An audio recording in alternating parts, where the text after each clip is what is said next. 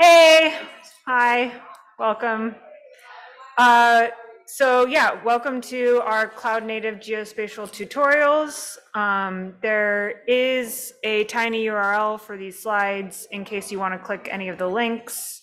So first off, why is this not changing? Okay.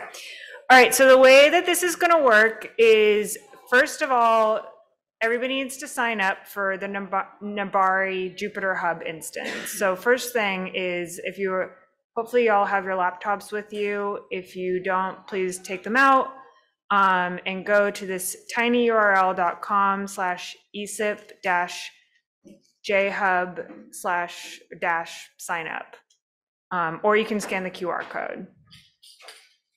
So I'm gonna leave this up. You need to put in your name and then your name and a password, username, password, and the coupon is gonna be ECIP 2023. Kudos to Rich for helping us set this up. And somebody else, right? Somebody else put this together. And if there's any issues with the Jupyter Hub, you can bother Rich because he also helped set that up. Okay. Right, so the way that this is going to work is there's two different tutorials. One is on Kerchunk and one is on Geospatial Python. And does everybody have the link? Does anybody need more time to do the sign up? You need more time? Okay.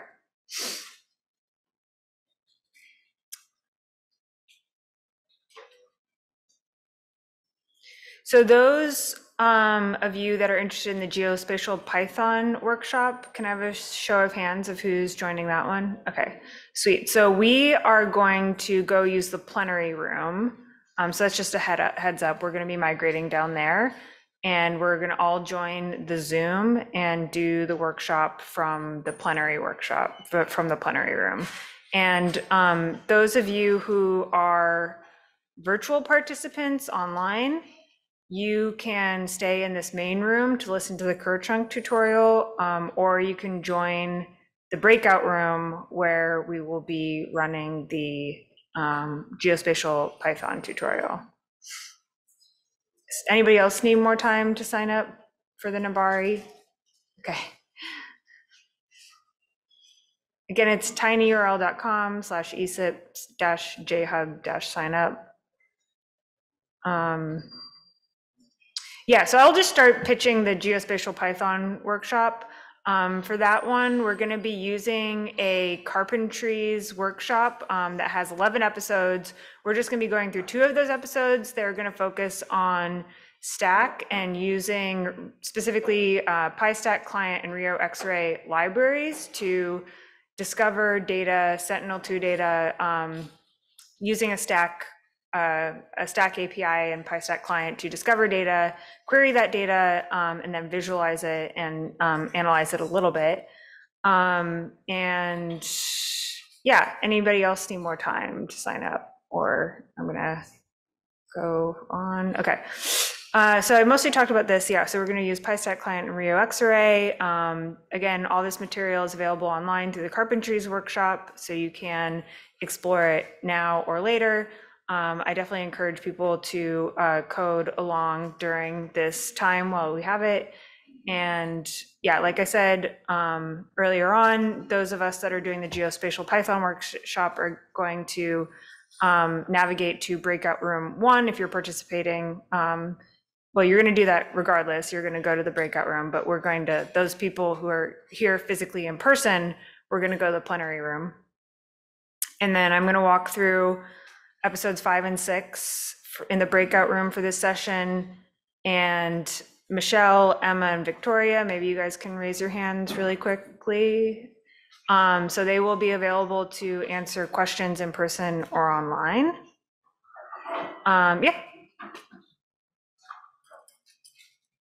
Hi everyone, I'm Max. Raphael and I will be leading a tutorial in this room on Kerchunk. So Kerchunk is a tool that provides cloud-native access patterns to archival file formats.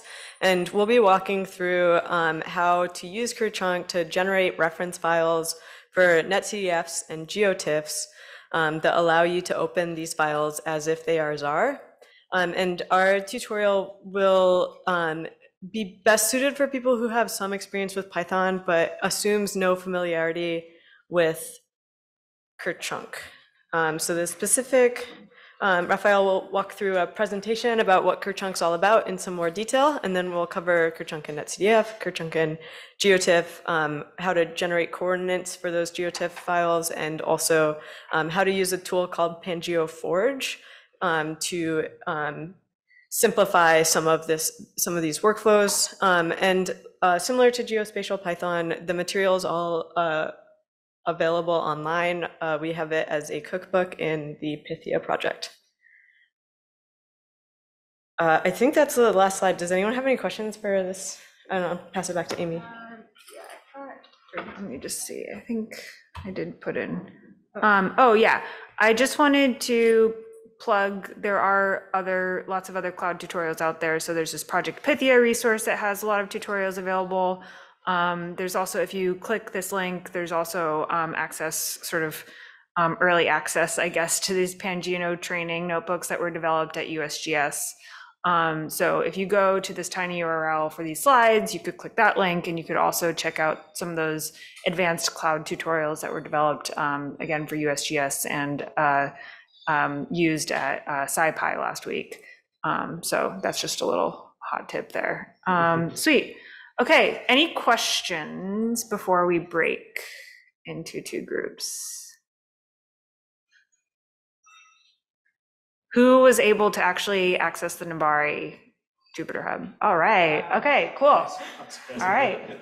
I opened the breakout room for Geospatial Python, so join that if you are, you'll need to, even if you're here in person, you should join the Zoom and join that breakout room, but we'll do that when we go downstairs too.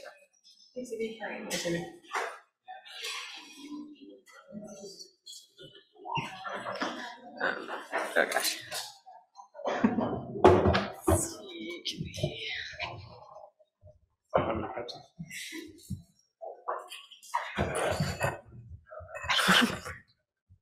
Where's there? Okay, I think we might just have to use the other microphone. Okay. So we have HDMI. No, they said we can't unplug it. We can't, okay. Unfortunately. But what we could do is just pull up the cable and like.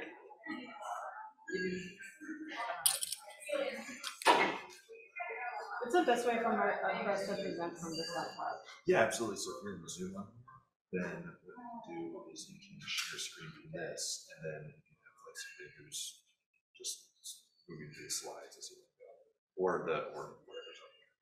You should be able to just search. Okay. If that's French. And so it's on the computer. So it's not. Yeah, that way they got things.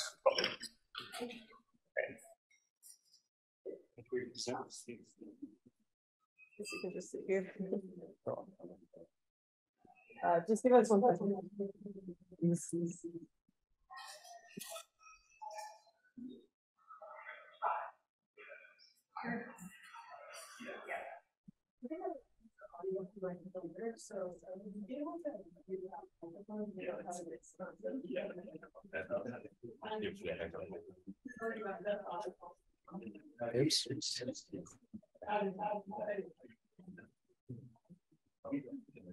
Full screen. Is it working? No, there's. We could just use my laptop.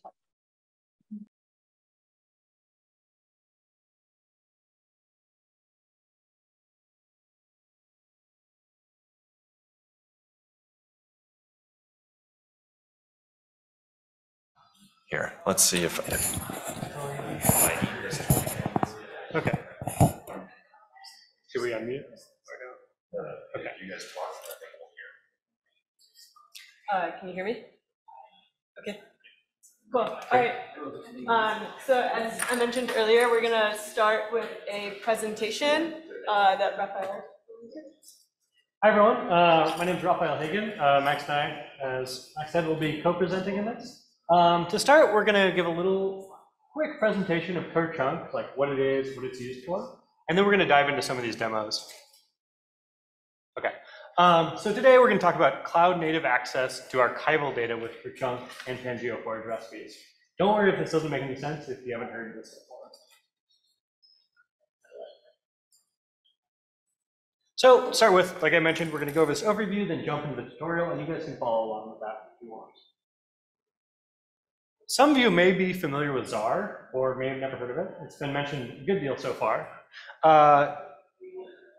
Just to say, it's this kind of newer data spec or format. It's really good for cloud-native access to data, and it plays really well with a lot of the kind of Pangeo ecosystem tools you might be familiar with, like Xarray, Dask, etc. It's really good for these like n-dimensional arrays. All the metadata is really human readable, and it's a format we call ARCO, or we call ARCO, which stands for Analysis Ready Cloud Optimized. This just means it's really good at working in the cloud. If we jump back to what we're calling archival data formats, many of you guys will be familiar with this. These are things such as NetCDF, HDF5, GRIB, etc. And generally, a lot of the kind of model you do with these files is you would download these files, maybe to your local laptop or your university's HPC, you would subset that data, and then you do your analysis from there. This, of course, has many limitations, from downloading all this data to how to, if you have the compute resources available for where the data is. With ARCO data, such as ZAR, there's a few others, such as COG and Parquet, the data model shifts a bit. We can do this thing called data proximate computing, where essentially you bring your analysis scripts to where the data lives. So if the data is on some cloud provider, such as S3, you can also run it there. This gives you a lot of benefits. You don't need to subset and download the data right to where you are. Also, this allows for way larger scaling that you might have at your local compute.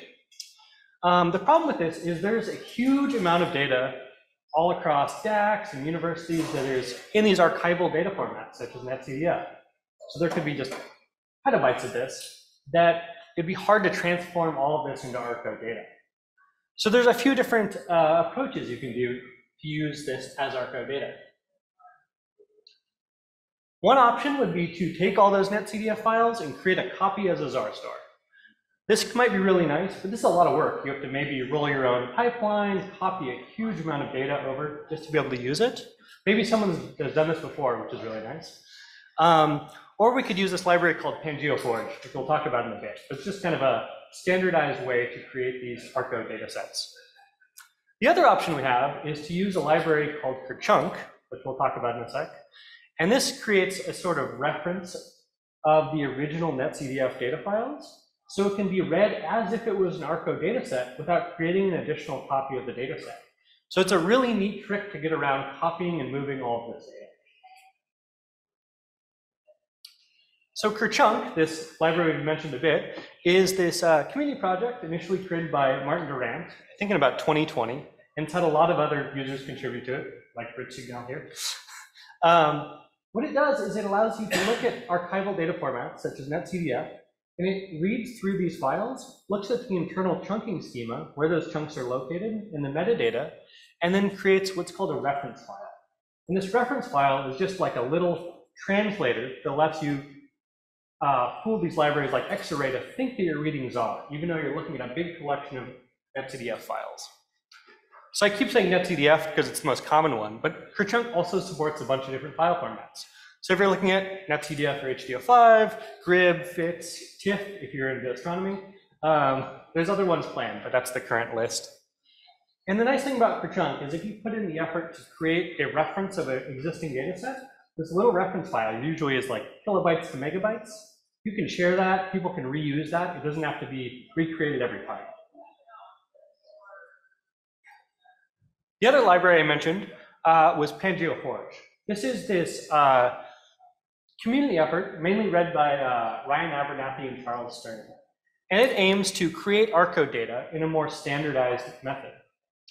It's PanGeoForge you may recognize from CondaForge. It kind of follows a similar model of users creating what they call recipes which are sort of standardized processing pipelines that can be run to create Arco data. Another neat thing about, so back up a minute. So PanGeoForge generally takes these archival data, translates it to ZAR. It also has the ability to run Kerchunk under the hood to create these reference data sets without duplicating the data. It also gives you a kind of more standardized way to create Kerchunk references. So if we put all this together, Kerchunk, PanGeoForge, and Arco dataset format like ZAR, we get this custom parallel access of these data sets without duplicating the data. You can create these recipes that can be seen by other members of the community, added on, etc. And with PanGeoForge, it provides all this cloud machinery, so you don't have to scale this yourself. It can run your PanGeoForge cloud. So today we're just going to walk through a bunch of these little demos, trying to build from the basics of Kerchunk, and then expand it out to combining multiple different file sets of Kerchunk, using Dask to scale this so we don't have to do this one at a time, jumping into a different file format of geotiffs, and seeing how we can use Kerchunk to scan through geotiffs, make collections of geotiffs, generate coordinates, and then also use PanGeoForge with Kerchunk to create these standard pipelines. Any questions so far before we move on? Yeah. Is there a much noticeable difference between operating on an actual ZAR file versus a Kerchunk archival file? Great question. Yeah, so there's a bit of some downsides if you do create this reference file. So it's way smaller, which is nice. But there's things like you can't really modify the underlying data. So let's say you wanted to completely change the chunking schema. You could not do that with Kerchunk. While if you're creating a new Arco data set, you could do whatever you want to it. So it's kind of like, if it works for your use case, it's great. But if not, you might want to use something like standard PanGeoForge or your own pipeline. Great question. But was the question on the performance of ZAR versus the Kerchunk? Yeah. If the chunking scheme is the same, the performance is identical. Cool. All right. We'll move on. We'll jump right into it. Yeah. Any other clarifying questions? We'll have some time for discussion at the end, but otherwise we could get right into the demos. These slides are available. Yeah, we can send it out in the, I'm not sure if there's a, I'll put them in the ESIF cloud computing channel on Slack. Does anyone not have access to that?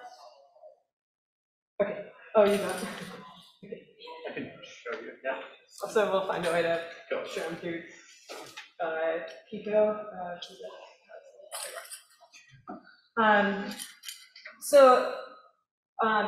As Raphael mentioned, and we had in the first presentation, all of this material is public in this Pythia cookbook, so we'll be going over some of the chapters of this. In particular, we'll cover Kerchunk basics and then a couple of these different case studies. So this is just for you to know. If you want to find this later and go over it at your own pace, you can do this. Or if you're interested in maybe some of the other examples, like the Grid2 case study. So in this, to start out with, I'm going to show how you can get the material for this demonstration. So if you are in the Nabari hub, you can run Python, and then this is the path to the scripts that will clone the repository and copy or create a new users shared. And in the instance in which we were creating reference files that were going to be open on AWS, it also replicates an earlier startup that copies the AWS credentials, but we won't be using that at this point in time. So this is what it does. I already have my shared users max directory. I also already have my Kerchunk cookbook, so it doesn't copy that, or it doesn't recreate that, and it copies the cloud credentials. And so now, if you, yeah, good point, thanks, Mitch. To open a terminal, you go to New Launcher, this like plus up here. And then you scroll down, you'll see a terminal button. And so you could click that to create a new terminal instance.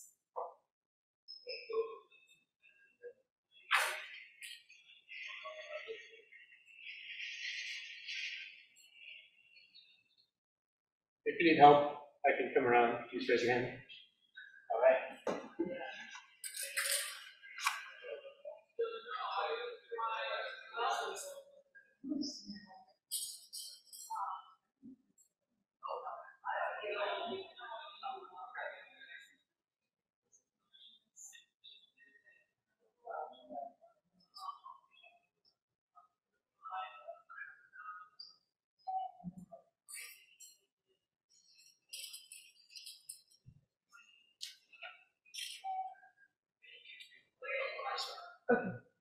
Um,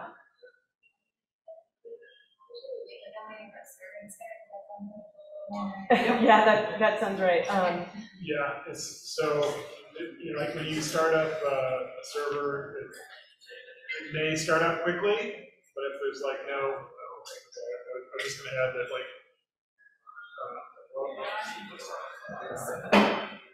like, okay. I was just gonna, on this Nabari, I'm just saying that because I've been working with these Nabari things for a while, that you may get it come up very quickly, but if it doesn't come up quickly, it takes a couple of minutes to spin up a new instance. And so that's why some people wait and some people don't have to wait, essentially. Hey, Rich, do you have a coupon? The coupon? Yeah, I have that up here. It's ESIP 2023.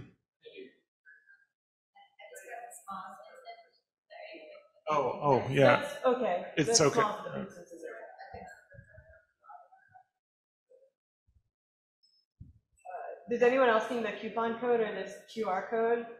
And if people would rather just watch along, that's also okay. Like you can choose to either run it on your own in the hub as we're going through it, or you can just follow along as I run through the cells on my machine.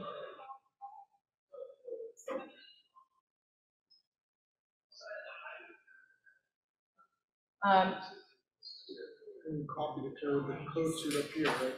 You copy So the code.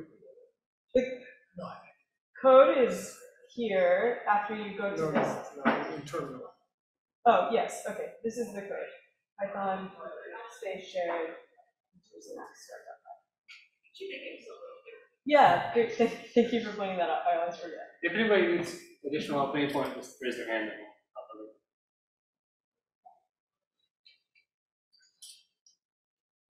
Thanks for doing the hard initial setup. Okay, so once you have that cloned, you have in here shared users, and I see some people were successfully created accounts. So if I go into mine, I now have in here my Kerchunk cookbook. The first example we'll be going over is in notebooks, foundations, and then 0, 1.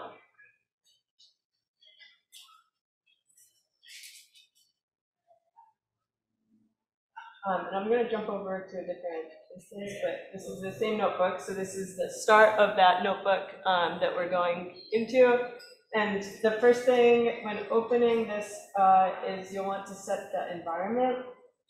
And you do that by clicking up here, Python 3, and then you want to collect users-users-trunk-tutorial. So that specifies the environment that will be used for this kernel. And the important part here is that it has all the dependencies that we'll be relying on for these different examples.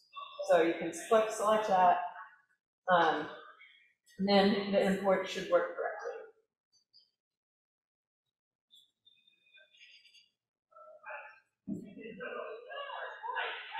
Okay, is anyone object for moving forward, or please raise your hand if you'd like me to pause more before starting. Yeah. Yeah, so this notebook is in, like, what's your name? but Steven.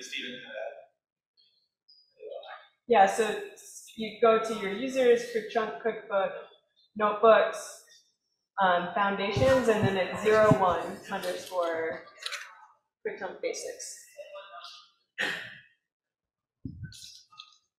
So everyone, the reason why we're creating a new directory in the shared users space is so that you can run this notebook and create cell output without constantly overwriting each other as we're all working on the same notebook. And then also it's in the shared directory so that if you need help, like Raphael or for his sections, I can come around and, or even pull it up on our own computers and see what you're working with. So it's a really nice system that Yusuf and Nabari have set up. Okay, so this first notebook is going to cover some of the basic topics for Kerchunk. In particular, we're going to show how Kerchunk can be used to scan a single netcdf file and generate a reference file that contains the metadata that's necessary in order to load the output or open the output with Xarray and fsspec. So we'll start by importing some dependencies that we need. We need fsspec, we need Kerchunk, we need UJSON as well for reading or for writing the output of Kerchunk to a JSON file format. That's the default file format for these reference specifications. More recently, Martin has implemented support for Parquet as well to hold the reference files, which makes it so that you can open them lazily and don't have to store quite a large JSON file for really large data sets. And then we'll be using Xarray to examine the output data set. So we'll be using fsspec throughout this example. It provides the layer that allows you to pass these reference files to Xarray using the ZAR backend. And in general, fsspec provides a unified file system for accessing multiple different types of data storage like S3 or GCP or local files. There's like quite a lot of different file systems that fsspec provides a unified API for accessing. And so the first step in this tutorial is to just create a dictionary that contains some various keyword arguments that we're going to use throughout to pass to fsspec's S3FS file system. In particular, we're going to have the anon equals true to specify that we don't need, these are all public data sets. We do not need to pass any credentials. We also don't want to use any caching in between chunks of files. So this default fill cache equals false turns that off.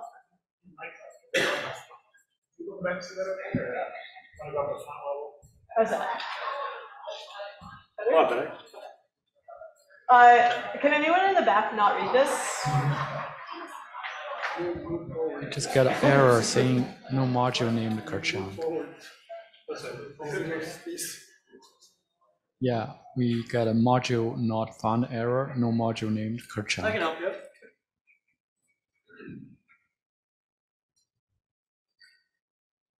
Okay. Yeah, I think just as a reminder, everyone should have here in the top right, you should see users-users-Kerchunk tutorial to make sure you're using the same environment or the environment that contains all these different things. So hopefully this will be easier to read. Thank you for pointing that out. The next specification that we're just setting up ahead of time is to have the specific caching strategy. So in this, only the first block of a file is cached. They're not really important to understand fully at this point to get a feel for what Kerchunk does.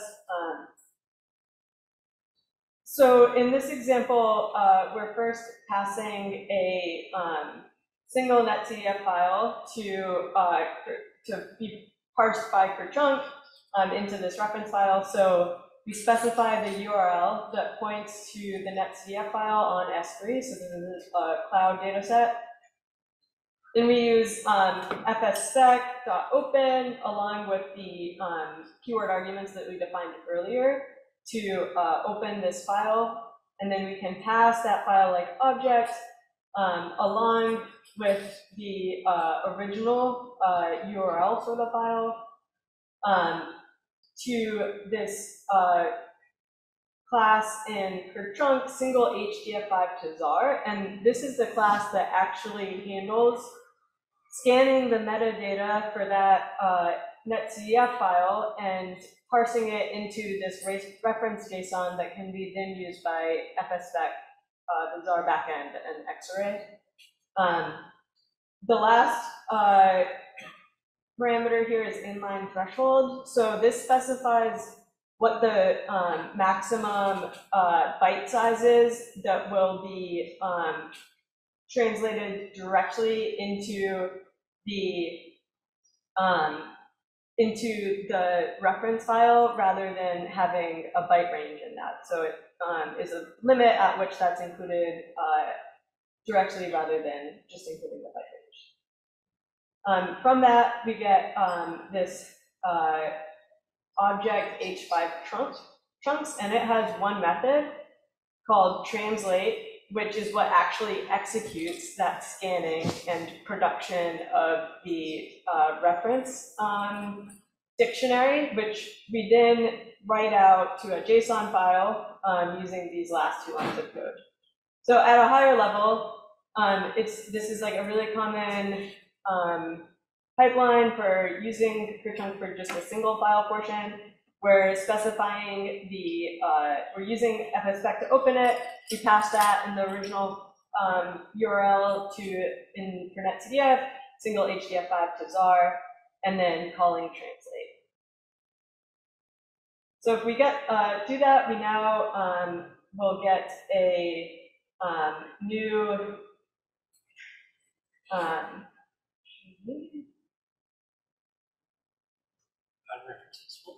yes, thank you.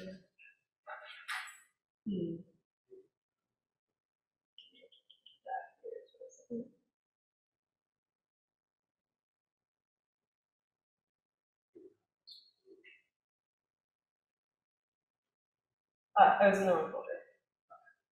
So now we had written it out to single file for chunk.json. So this is the output from that. And we have this refs key that contains all the metadata that's needed to open or to allow FSspec to open that netcdf file as if it's ZAR. So if you've looked inside of a ZAR store before, a lot of this might be familiar. You have your .z group. You have your Z adders that contains the metadata. And then you also have arrays for each of the different variables, for example, and those have chunks. And since this is a netcdf file, there's one chunk per variable. Any questions on that cell? It's kind of like a lot, but also like really the fundamentals of what ZAR is doing. And it might become clearer as we go through that output. Yeah. Why is translate called twice?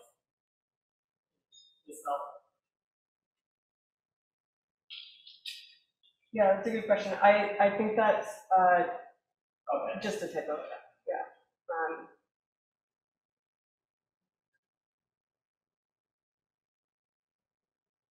So I think that Kerchunk is probably smart enough to know that it already translated it and doesn't do it again, but I would have to look inside the code to make sure that that is the case. Yeah, let's hear the question. So what's the threshold size?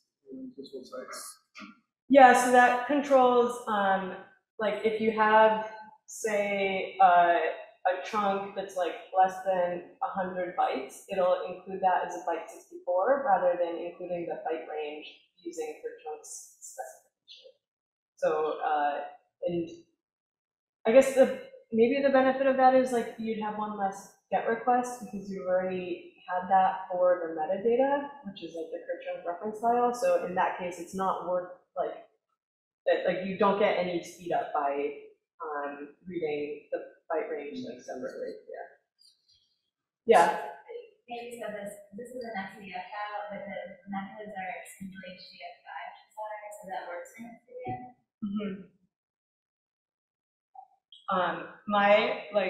Do we have any data providers in the room? I think it's like a subset, like of the, like a more specific, but it still conforms to the same specification that's needed for Kerchunk to know where to get the metadata and where to get the, where the like bytes are typically stored for the actual data. If you do have a netcdf3 file, there's another routine to use for netcdf3. So it will work with netcdf3, but it's not. It's a different method. And is that because netcdf3 doesn't restrict, like, so it's not conformant with HDF5? Yeah, because netcdf4 is actually HDF5 basic conventions. Just a related question, are there any limitations as far as what, as far as HDF5 or NetCDF, as far as structure or anything like that? It's nested data, or any limitations to that HDF5? I think once you have your reference file, there shouldn't be any limitations. I have seen issues come up on like the Pangeo discourse of how to actually generate the reference file when it's a really complicated HDF5 nested structure.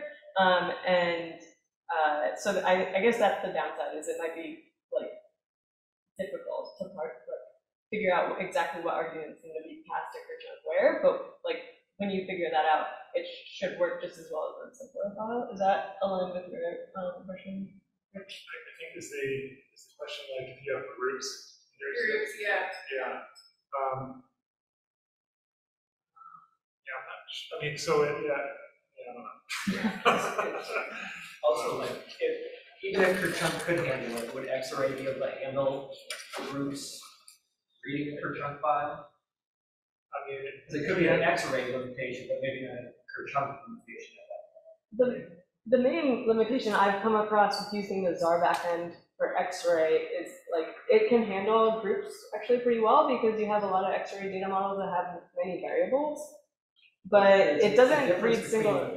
Many variables in groups, and I think Xarray has a limitation in that it can't read multiple groups.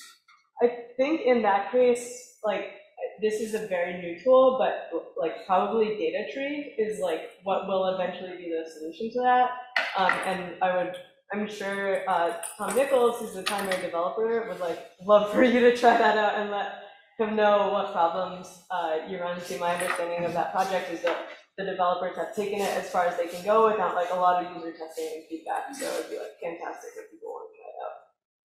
I mean, if it doesn't work for groups, it seems like it would just be like some minor thing, right? Because all its references are just pointing to different binary chunks of data, so there's no fundamental problem there. A random suggestion. Should be an export to JSON method, since it seems pretty dense to write and then dump and then translate and then code. Is there be like a helper? Yeah, did you read this? It's a great idea. There's a kind of combined method I haven't used called like Autodask or something. That kind of bundles a bunch of this together. Oh, okay. But a nice little like to clump all this in one, like just write to JSON and be releasing it. I think that sometimes you just want to use the output as a dictionary instead of actually write it to JSON. Oh, okay. So I don't know, but it's a great. I think one of the ideas behind like writing each file individually is if you think of something like some forecast model, like the NOAA big data program is pumping out these files every day, right, of forecast data. And they could also, and we've talked to communities, talked to them about this. They could put out these individual JSON files, like every time they put out an NCF file, they put out one of these individual JSON files. And that's the heavy part. And then the community could just like assemble those individual files however they wanted to into these virtual data sets. That would be super cool. So they would do all the hard work, and we would just combine the files all into one. Yeah. Go ahead. Does it take long to generate one of these? Like, does it is it like scaled linearly with the file size, or is it independent of the file size of the original data? I don't know what the scaling is with the file size, so I can't answer that question. I think maybe if you don't mind, I'll pull up this, do a really quick detour to the Lucas's tutorial from last year. Does it depend on the number of chunks more than the size? Okay. Makes sense, right? Yeah. Yeah. That's the thought of that metadata for the chunk. Actually, is Alexander here? So Alexander from the HDF group told me last night that he has, he thinks that it can be 100 times faster to get the references from an HDF5 file. So let's just do a little more work. So this is the example that was at last January's ESIP meeting that shows a comparison of pre-processing time, data open time. So this is like X-ray open ZAR, or like OpenMF data set for the NetCDF example, the workflow time and how much storage. So if you're just using NetCDF files, you don't have to do any pre-processing, but it takes 10 minutes to open. And then once you have it opened, like the open just is scanning the metadata. It's not even, it's still lazy data access. So then you have a really long workflow time as well. In contrast, if you pre-process your data into ZAR, the opening is really fast and the workflow is like blazingly fast too. Alternatively, you could have about the same pre-process time to do the per-chunk reference generation. And then your open data time is about the same as ZAR, as is your workflow time. So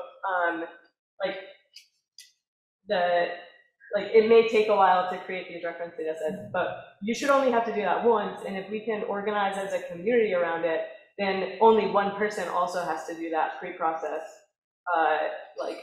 step, and we can all benefit from it as a community. So if the chunk size are all the same, and we use the same data, like if all the files have the same chunk. You're saying, can I use the same reference for multiple data sets? Yeah, if the variables are the same at the time. Only the not if it's compressed, because then the byte ranges would be different. Oh. If the data is different. Yeah. No worries. Oh, I'm sorry, could you please use the microphone? I can't hear you. I'll speak louder.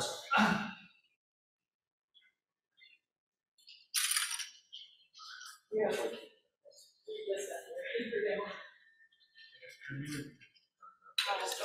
Sorry, didn't help.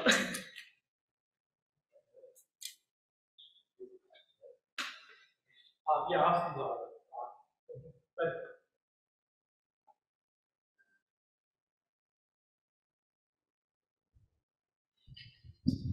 Yeah, can you hear me?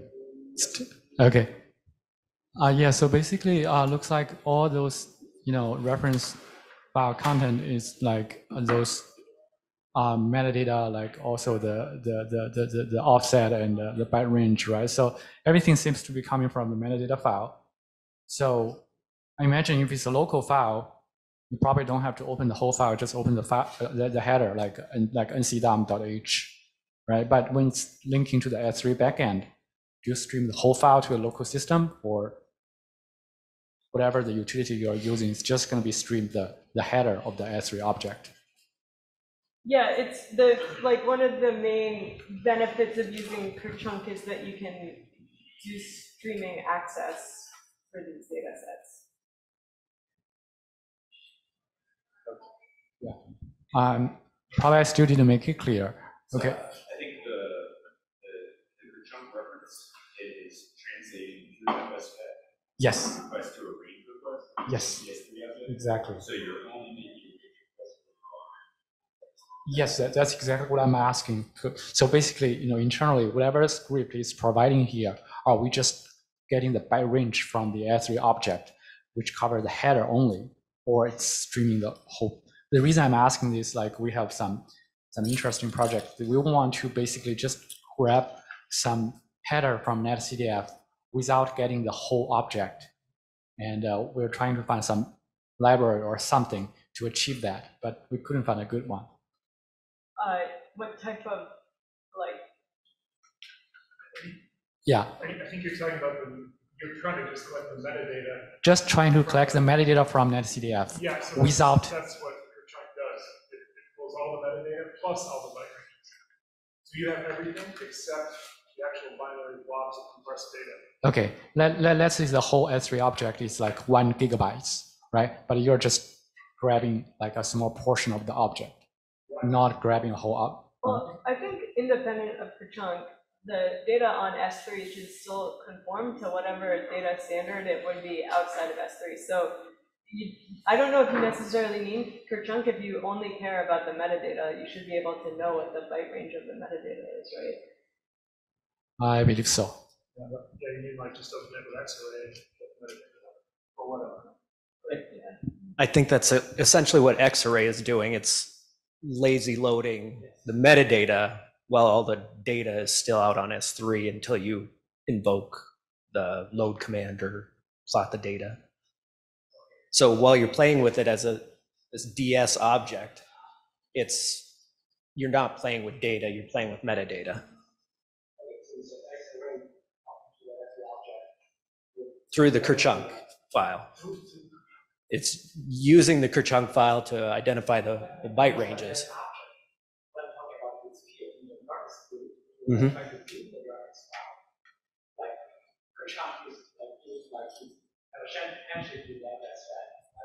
So yeah, so Kerchunk worked together with FSspec, building the reference file. During this building process, what information do they grab from the S3 object? Do they stream the whole object or just the header portion of the HDF file?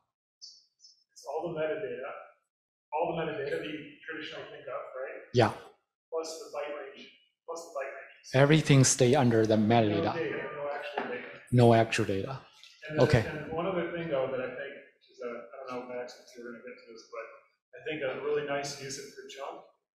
If you deal with like thousands of files, like NCF files, and you've tried to use Xarray's open-ended enough data set, you often run into issues with memory, and also it takes a long time.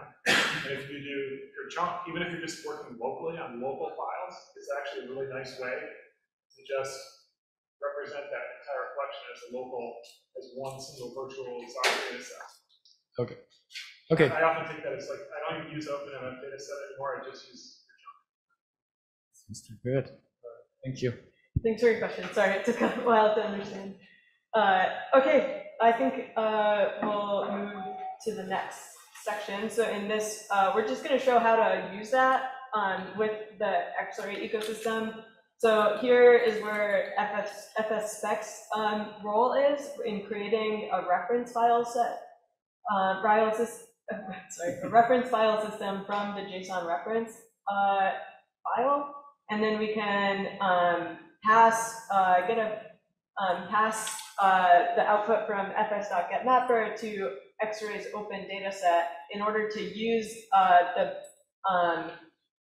ZAR backend to lazily open this data set. So, and one argument we're going to pass is consolidated equals false. So I think one of the really nice things about Kerchunk that is like overlaps with what Rich was saying is that you can use it to consolidate the metadata across a really large set of netcdf files.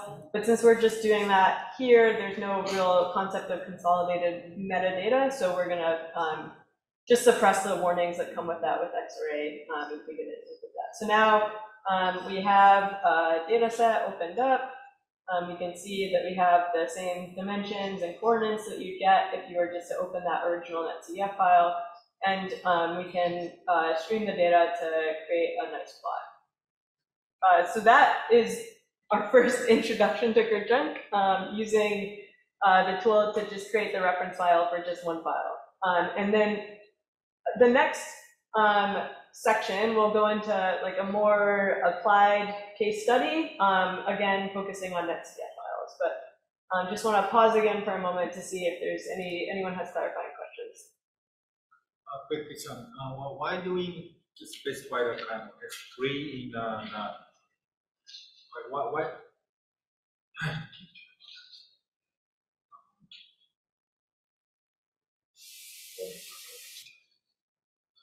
Why? Do we need to specify a remote protocol S3 in a file system? Because I thought it's already specified when creating the. I don't know the answer to that. I'm curious. Could be wrong here, but I think it's the actual files you're accessing are on S3. So while the reference itself is remote, the files that chunks looking the byte range of us are on S3. But I might be wrong there. No, you're correct. Cool. Yeah. The table that you showed is the trade-off of upfront costs, and then what's the link for that? Or Yeah. I'd love to just have that as a reference to share back with my organization. Yeah, I will. Are you on the ESEF Slack or? Oh, you know, are you? Well, there's a Zoom chat room, but I assume y'all aren't in that. Could you add it to maybe those slides? Oh, were you able to access the slides? Yeah. These ones or these ones?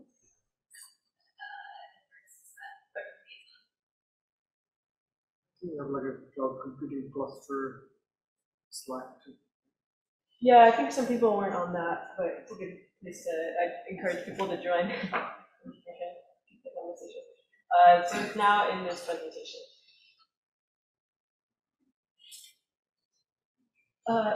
What times is this? 5:30. Okay, I'll try to go a little faster. Okay, so we're going to move over to a case study, which is looking at the Argentinian high-resolution weather forecast data set. So in this example, we're building off of the Kerchunk Basics notebook, but we're going to look at how to create a unified data set or ZAR store that will allow seamless access to multiple NetCDF files. And we do that similarly, creating a single reference file, and then using this new class, you'll see multi-ZAR to ZAR to combine those reference files, and then we'll once again demonstrate how to open that with Xarray. So we have in this notebook like a little bit of background on this data set, but in the interest of time, I'll skip over that. We here just define a subset flag that specifies that we're only going to read or process the first couple of files, and that's really just in the interest of time, so that it is quicker. In this example, we'll be using a few more dependencies. Notably, we'll use DAS for parallelization. We'll also use like some glob and temp file that is for storing the individual reference files that we don't want to retain later, and also for globbing over the NetCDF data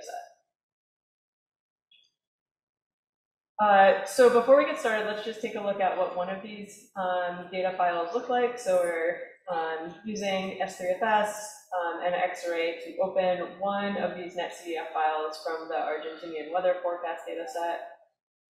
We can see that we have a few different dimensions. It's three-dimensional, there's a time dimension, but each file only contains one time step. And then we also have X and Y. And we have several different data variables. And like the one we'll plot later on is temperature at 2 meters. So before we get started, we want to create an input file list.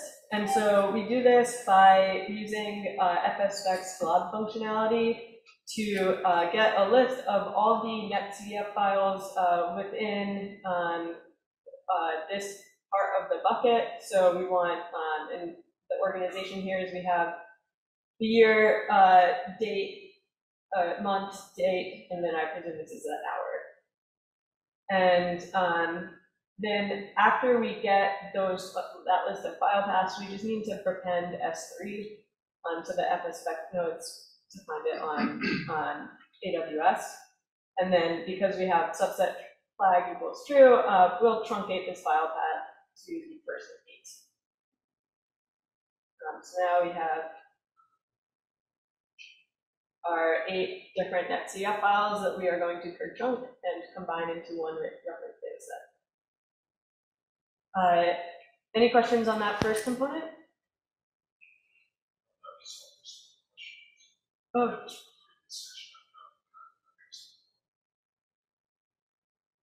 Also, this should be in case studies if you want to follow along instead of foundations.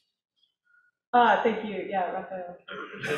Switch the kernel also, or is it? Yeah, you gotta.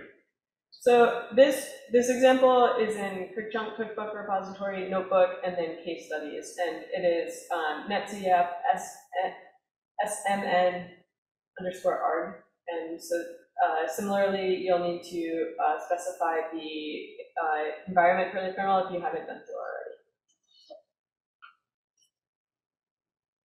I need to run, but how long will I have access to the environment? I think through like Sunday or something. They're weighted down.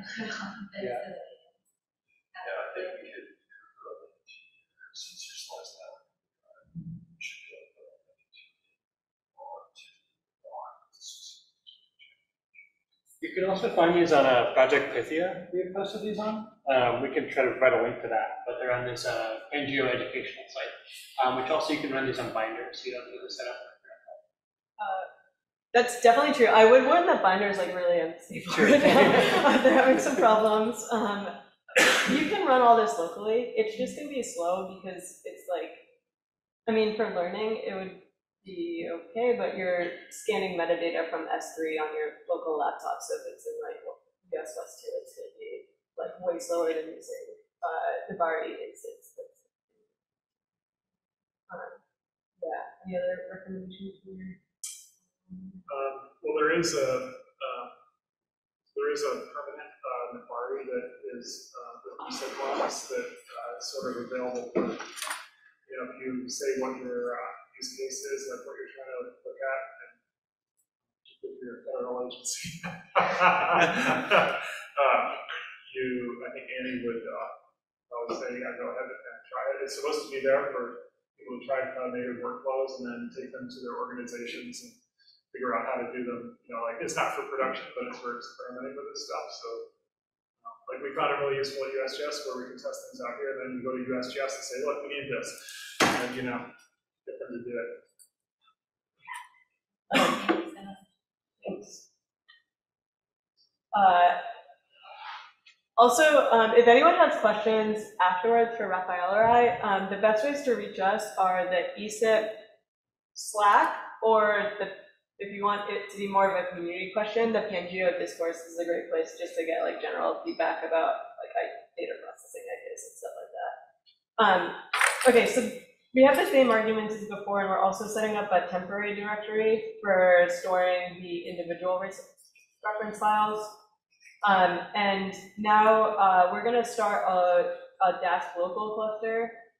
And I'm not going to go into detail given time, and I want to make sure we have time to go to the geotip example to like watch the task stream and stuff like that. But it is material you can read more about in the CurtChunk and Dask notebook. In this section, we have code that does the same as before. So we're opening the file path, or we're opening the netcf file, and then we're passing that and the original file path to single HDF5 to ZAR, and we have an inline threshold similar to before, and we're writing it out to a output reference JSON. The primary difference here is that we're including it in a function rather than calling it. And then we're creating Dask delayed objects that include this function and the inputs to it, which include the file from this file pattern we created and the temporary directory. And then we'll use Dask compute to run that code. We get some warnings which are safe to ignore for this case. And we have here outputted a list of the different individual reference JSONs that were created in this process. And similar to before, you could open these up and inspect them, but we'll just move on to the combination step. So we have, like, in case you wanted to have one process that creates your all your individual reference JSON in a folder, and then a separate process that reads them in and combines them. We have glob to get all of those individual reference JSONs. And then the meat of it is this multi-zar to zar. So this is the Kerchunk class that combines all these individual reference files into a single consolidated reference. And hopefully this step is independent of your file format. So you might go like TIFF to zar or single HDF5 to zar. But the multi-zar to zar is like taking reference JSONs and producing a single one. So it does not require differences depending on what your data format is. One of the important things here is to get right how you're merging them together. So you don't want to, they share the same X and Y values, but they're different on time. So you want to specify that you're concatenating all of these different individual references along the time dimension, and you're treating your Y and X dimensions as the same. And then the translate method actually executes this, so you can have your single reference in memory, and then similar to before, we'll write this out to a single reference JSON. And it's pretty quick for this size. I apologize if anyone got mixed up. I forgot to mention something earlier, which is with creating this DAS client, if you're on a small Nabari instance, you don't want 8 workers, you want 2. So if you got an error. Shows how small it's. Oh. Oh yeah. I think it just breaks it down further. Oh yeah, okay, thanks. Cool, okay, so any questions about that multi-zar to zar step? Yeah. So yeah, I'm just kind of struggling on the code. Could you kind of like break it down? So what are the core steps you're going through there in this code? In this cell or the entire notebook? Just like conceptually, forget the code. What are the conceptual things you need to do to go from lots of NetCDF files and S3 to the chunk? You need to create a reference file for each of the NetCDF files, and you need to combine those reference files into a single reference file, and then you need to create a reference file system. Actually, that's all you need to get to the Kerchunk reference file. If you want to use it, then you need to create a reference file system using FFspec and pass that to your backend. Might be, you could do an LS, like you could show the file system and do an LS and just show like that it looks exactly like a zar data set. I think that's kind of cool. But we did that. Oh no, sorry. I'm really running into Raphael, but I really, I will say, okay, in case anyone else needs to leave early, we are going to be at the Thursday GeoJam. So for fun things like that, or for further questions, please reach us there. This last section, which is like opening it, I'm just going to skim through really fast because it's the same as before, but basically create that reference file system, use X-ray to open it, and now you can interact with these data as if it's zar, and it's way faster than using OpenMF dataset. And yeah, it's a really cool tool that Martin and his collaborators have built up. And with that, I'm going to pass it to Raphael. Thank you for your patience. Thanks, Max. Yeah, thanks for doing the hard bit. So we're going to go through another tutorial here. So if you navigate back and go to Notebooks, Case Studies, and then geotiff_FMI. So just like before, you're going to have to select the kernel if you want to follow along.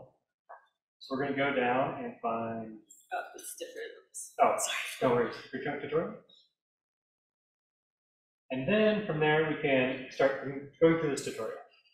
So just like that other NetCDF example, it's going to follow that same structure. We're going to get a list of file paths. We're going to pass all those file paths to Dask to just parallelize creating all these references. We're going to write these reference JSONs. In the end, we're going to collect all those JSONs, combine them together in one reference file, and then pass that to Xarray to open it up. So I'll go a little faster through this, but obviously stop if you have questions. So once again, we're just importing some stuff. We're importing a few extra bits. Kerchunk has this tip to ZAR instead of the HDF5. And we're importing another few bits. So similarly, if you're using Kerchunk, it's a good idea to kind of know the data that you're looking at. So here, this is independent of Kerchunk. We're just going to look at a single one of these files to see what the time looks like, what the coordinates look like. So when you use combined to ZAR or multi-ZAR to ZAR, we know what to put there.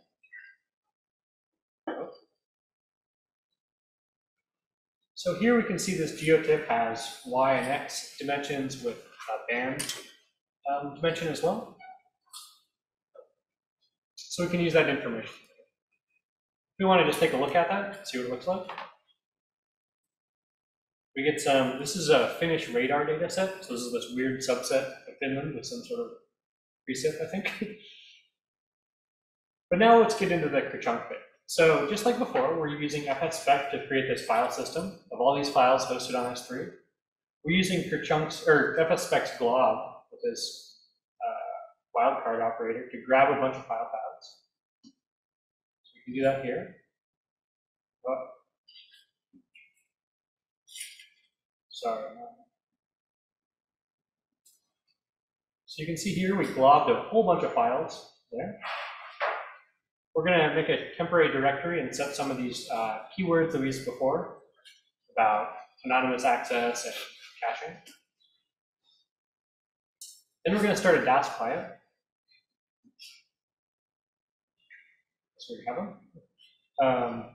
And then this is a very similar function to before. It's this function that we're just going to generate JSON references. Instead of using this HDF5, we're using tip to ZAR, which takes in tips, generates Kerchunk references readable by ZAR.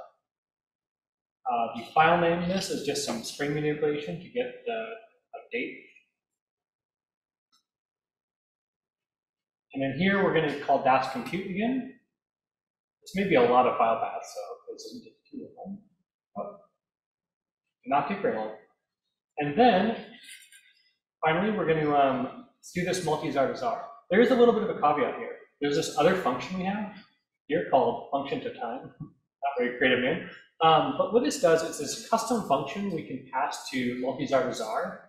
And this is just going to do a bit of like transformations. It's passed into this cuMap argument in multi-ZAR to ZAR, which I don't want to get too much into. But essentially, this is just assigning a time to each reference file. Because these, if you look at these TIFFs before with Xarray, they don't have a time associated with them. So we're going to say, here's the time dimension. We inferred that from the file name. And then we're going to call multi-ZAR to ZAR and then dump it into a combined reference. Does that make sense, or is that lost some people? Sort of. Great. All right. So that's finished. And then, oh, yes. Just a question about something that I'm not sure, but Yeah. Is it possible to, when you're concatenating the files, to basically like stack them on a new dimension rather than concatenate them on existing dimensions? I think so. Multi-ZAR to ZAR doesn't. Yeah. So you can stack. Yeah, you can stack variables, and you can then like the ensemble members. You can create a new ensemble member. There's a lot of functionality to combine all sorts of stuff. Cool. Awesome. Good question. So that ran. We can once again take this reference file system with fspec, pass it to Xarray, and we should get a data set that has 23 timestamps. So we just globbed something. This took no time, running a small in the bar code. And now we have this data set that's 23 timestamps. Since it was the underlying geotip had actually had multi-scales, we get all these different data variables at different levels. So right now we have time, and then essentially we have X, Y dimensions. We've been working on this tiny little like add-on utility to Chunk for this very specific bit. We're calling it XRef chord for a better name right now. And what this is doing is using a bit of Chunk's functionality under the hood just to generate coordinates from the underlying metadata from the geotip. So instead of our data or X-ray data array just having time yx, we can actually have lat and log. So if you want a subset or do some sort of geospatial manipulation. So here we're just, we imported XRef chord earlier, and this gives us this X-array dataset accessor. So if you use some of these X-array add-on libraries like XWarp or Rio X-array, it just adds on this little accessor bit that has this functionality for generating chords. So here we take our reference data set, we're calling xref.generate chords, we're saying, hey, time dimension is called time, x and y are called x and y, and then we're doing a simple rename of the variable name. That didn't take very long, and then here we can filter out some bits of this data set, I don't know super well, and plot it. And I think this is accumulated rainfall that we've been.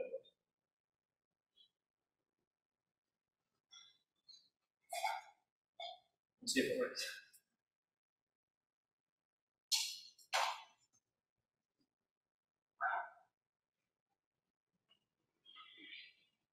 Any questions? Well, oh, there we go. Great. So here we took one of the time slices, we plotted it. Here's some rainfall. It's kind of hard to see without I don't know, any borders or anything. Also, we can create time series with this. So if we're just looking at a single net CDF file, we're obviously looking at one time step at a time. But this is a whole X-ray data set with multiple time steps. So in just a few cells, by learning a little bit about our data, we could go through a bunch of files, create this reference file. We could take this little JSON or Parquet, pass it to someone else, and they could reuse this. This is a very small subset, 23 time steps. You could do this with 40 years of data or whatever. Any questions on tip stuff before we move on? Yes? What if there's new data coming in? Can you join in with the original? Yeah, great question. As far as I know, you can you just add it into that those reference files you've created, and then call multizar again to recollect that. If you want to redo it. I think it redoes it. Multizar takes very little time as far as I've experienced, but I don't know if you can you combine a pre-combined reference? You can, okay. So you can take your pre-combined reference, add another reference. Yeah, append it. Yeah, append it. So that's probably the way to do it. Great to have Rich here because he has the most experience other than Martin. Part of the change topic and there's a couple of I'm sorry, it's kind of hard to hear. Could you speak? Okay, so like this gentleman asked questions that in the file construct, Yep. yeah, dot the outside dot. And part of the previous dot I had to change update and then from the config and then an overlap.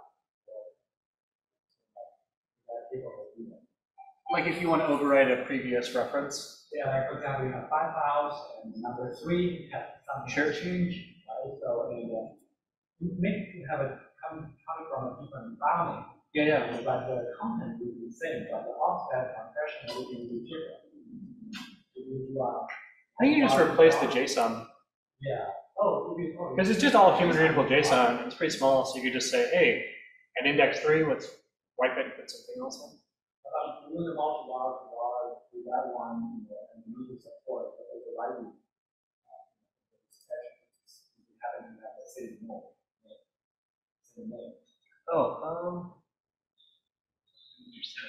Yeah, I think multizar does complain a lot if you give it things that overlap. So I think like if you have like, I don't know, yeah, not sure exactly, but I think you can either regenerate it with multizar or you could append, and if you have like corrupted data, you could regenerate it or add another piece back in. Because the JSON reference itself is very small, so manipulating it is pretty easy once you do the initial references. But I might not understand your question, sorry. Yeah, in this case here, yeah. When we did the time series, we did a selection at 700, but those. Well, that's for particular. Yeah, for this kind of weird way to do that. No, yeah. Because you have like all the variables have different sizes, is that right? But this is just Right now, the xref chord utility chooses the non-pyramid data. It just takes the highest resolution data and says, we're not care about multi-scales. Okay. I think there's like a feature we've talked about to have the accessor on a data tree, and so then you have the coordinates for each node in that tree. Yeah, That'd be great. cool. That's awesome. Cool, feel free to, we'd love to play around with it if you want, Yeah, because that's awesome. I think we've been the only people to use it. That's awesome. Nice. Here's some like basic question. Yeah. I'm thinking about this compared to cloud optimized geotiff, and obviously I understand the value of this like aggregation, right? Yeah. Even if it was cloud optimized geotiff, it's still multiple geotiffs, right? Like I love that you could just pull this in as a single X-ray data set to your transfers with it. Is there any other performance gain? Like let's say the data set was already in cog and in an optimized way. Like what else is the I'm not the expert in cog at all, but it's another like our code, cloud optimized format. So I feel like it's probably not doing that exactly. The thing I'm working with right now is a non-cog geotiff. Right. I'm just wondering. Yeah, I mean, I think you could do with cog. It's just you probably wouldn't see much of a benefit other than clumping it all together. But once again, yeah, best guess. I think, like for example, I guess side project that I have been waiting to have time to do is like creating these for cogs, and then we could use it in the visualization tools that we have built around ZAR without having to like duplicate any files. So it's kind of similar if you want to use any tools that are built around ZAR. Use this as long as you have that. You have a reader for ZAR, and you also have something that can play the role that FS spec played in this example, in which there is actually a tool like that in JavaScript. Might be worth mentioning there's also a rate reader, and there's like it's actually anything. Like you can imagine, like you have somebody in your organization, they write some weird binary files, and they've been doing it for years. Like you can represent those data as SAR, right? You just have to write this little thing with a chunk. Yeah, it's a great point. There's a bunch of file formats, and kind of like whatever you imagine might work. So. No, I was just gonna like that's the abstraction of the file reading is using the project all the time. It's called stats app.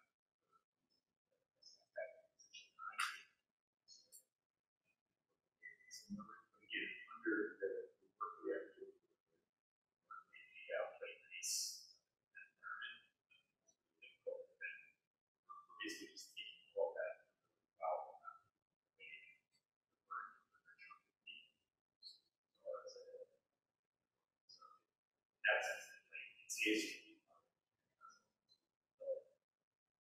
Thanks for the comment, Sean.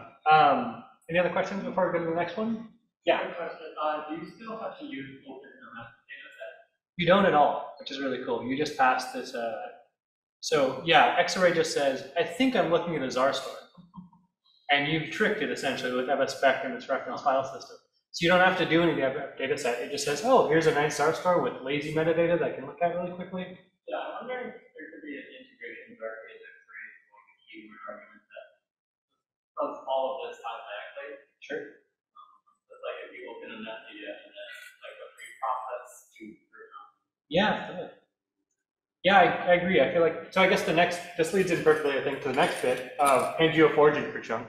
So what we just did was all these really customized wrappers. So you have to like really know the data, you have to know all these arguments. It's pretty confusing, I think, personally at least. It took me a bit to figure it out. It's really cool, and really you can kind of tune it whatever you want.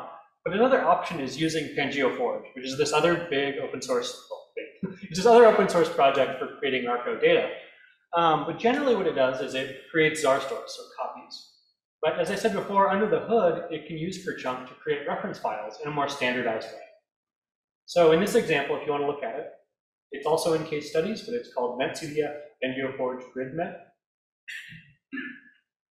So here, instead of writing this custom kerchunk functions and going through all the gathering steps, writing single reference files and combining them, we're going to use this library called Pangeo4G, but we're going to say use kerchunk.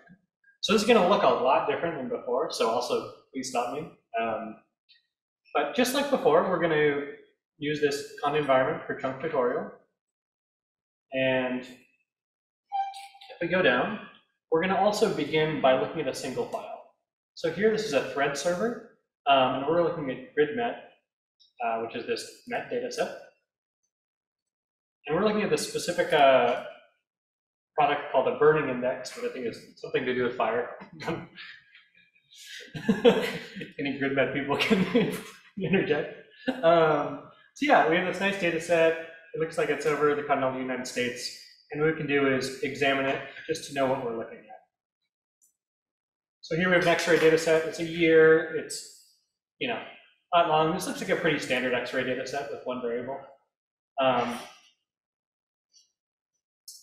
So now we're going to go into the PanGeoForge bit, and this is going to look, like I said, a lot. So we're going to start, I'll go a little slower through here. It's not super important, but so from this library called PanGeoForge recipes, so cool, we're going to import a few things: concat dimension, file pattern, and merge dimension.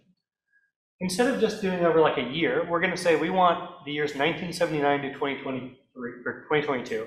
So a huge chunk of this GridMet data set. And we're going to say, hey, we want to concat this a long time. So for every one of these, we're going to combine a long time. And then we're writing this very simple format function, which just says, hey, the data is located here at this northwestknowledge.net. And we want to add our time dimension. And you can see these are all netcdf files. And then we're creating this other these are all very specific things to PanGeoForge, but something called a file pattern, which is taking all these URLs and putting them in some object. We run this. Oh yeah, I also did this other function at the bottom called prune, which is just a little built-in thing that says, let's just take 2 of these items. We don't need the whole data set to test it out. So if you wanted to run that, you would just get rid of that prune. So our file pattern is this object with 2 time steps. Here we're going to just create where we want to write these, essentially. And in this bit we're creating a pipeline. And PanGeoForge uses this library under the hood called Apache Beam, which is this, like, I'm not very familiar with it, but a pretty big, like, I don't know, open source pipeline development thing. Anyhow, here we're going to chain together all the steps we did before, but in a different data model. So we're importing all these things from PanGeoForge recipes, such as combine the references, which might be familiar, open with Kerchunk, sounds familiar, and then write combine references. So we have all these steps. And then we're going to piece together all the transforms we want to do into our pipeline. The syntax might look a little different than a lot of standard Python syntax. But right here, we took that pattern, so this is our collection of the file inputs, and we're going to create this beam thing called a P collection. Not too important to get into, but we just take our items, we're going to pass those into open with Kerchunk. We're going to pass the open with Kerchunk references into combine references with these information we found earlier, such as what we're concating along and identical dims. And then we're going to write the combine references. So here in this one chunk, we're not doing all those custom functions we were doing earlier. So this should run immediately. It's just creating a pipeline. And then we can pass the file pattern objects into this transforms pipeline. Hope this doesn't take too long. And we're going to do all of that essentially right instead of the previous example. Is that going in parallel? It's not. So good question. This locally, I don't think is going in parallel. The nice thing about Beam and PanGeoForge is it scales really well. So this can be run by things like Google Cloud Data Flow and Flink. So just other things. There might be a DAS version too that exists but not implemented yet. So that just did all this, right? Quite quick. It's a little like maybe more obtuse, but more standardized. And then if we just say, let's take fspec, we wrote these files to reference.json. This reference file is tiny, it's, way less than a megabyte. And then we, and the whole data set, like I said here, but we looked at those, whatever, 20 years, it's 108 gigabytes. So this is a tiny file you can pass around. And then we're going to do the same thing. We're taking fspec, we're tricking Xarray, and we get a ZAR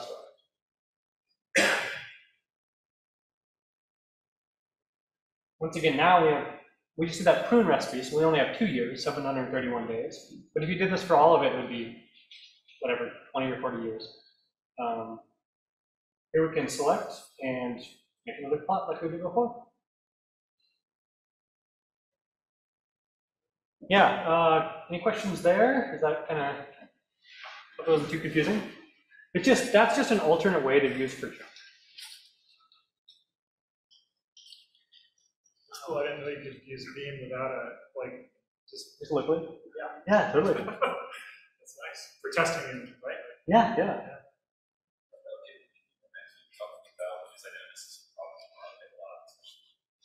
Sorry, can you cut that? Oh, sorry. Can you guys talk a little bit about, because I know this is a problem. Yeah. The variable changing problem, or access,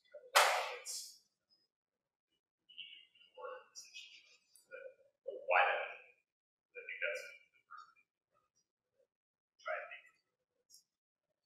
Sure. And I also need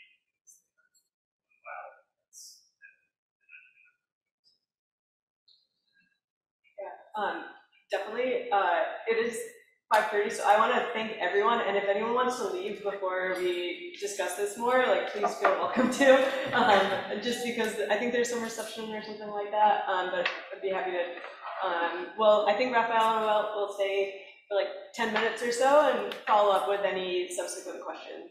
So maybe we'll just take like 20 seconds. Yeah. Also at the GeoJam on Thursday, if you guys want more questions, we're happy to answer. Blah blah blah. Walk through tutorials. Sorry for not answering it.